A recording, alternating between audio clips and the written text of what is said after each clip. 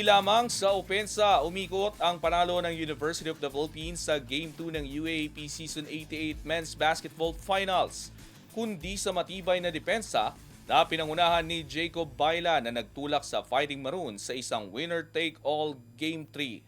Ang ibang detalye alamin sa eksklusibong pag-abante ni Jonas Lavarias. Sports Now. Sports Now. Exclusive.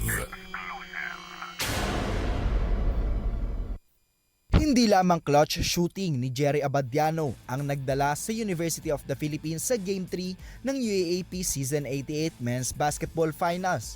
Malaki rin ang naging papel ng depensa ni Jacob Baila, partikular ang pagbantay niya kay De La Salle star Jacob Cortez sa 66-63 na panalo ng Fighting Maroons sa Game 2 nitong linggo sa SM Mall of Asia Arena.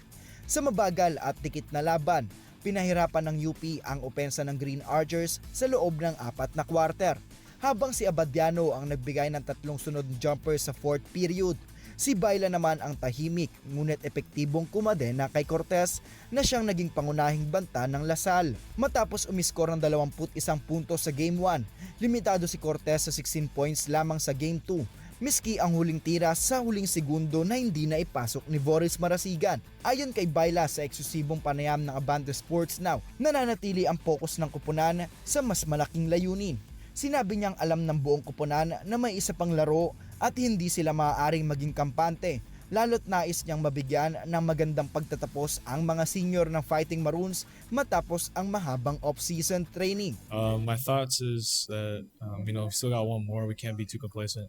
And we need to, have that final push for the season because it's been a short season, but it's been a long season. All the off-season trainings, and I love it. I just want to have a good send-off for my seniors. Ibinahagi rin ni Baila na personal niyang hiningi sa coaching staff ang assignment na bantayan si Cortez.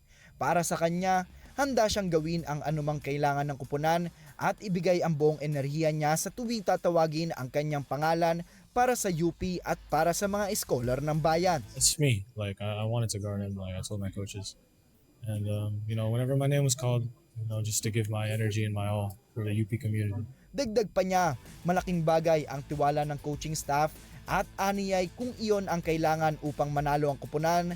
Buong loob niya itong gagawin sa pamamagitan ng pakikinig sa mga coach at pakikipagtulungan sa mga kakampi. Yeah, whatever the team needs, I'll do it. If I have to do that to win the game, then I'll do it. So just listening to my coaches and the teammates and having that energy every game. Magtutuos muli ang matagal ng magkaribal sa Miyerkules, December 13 para sa Game 3 kung saan nakataya ang kampyonato ng UAAP Season 88. Ayon kay Baila, asahan ang isa pang matinding laban dahil ang parehong kupunan ay lalaban para sa panalo at titulo. It's gonna be a good game. We're gonna go at it and we're gonna play to win. Ako, si Jonas Lavarias, Abante Sports, Now na.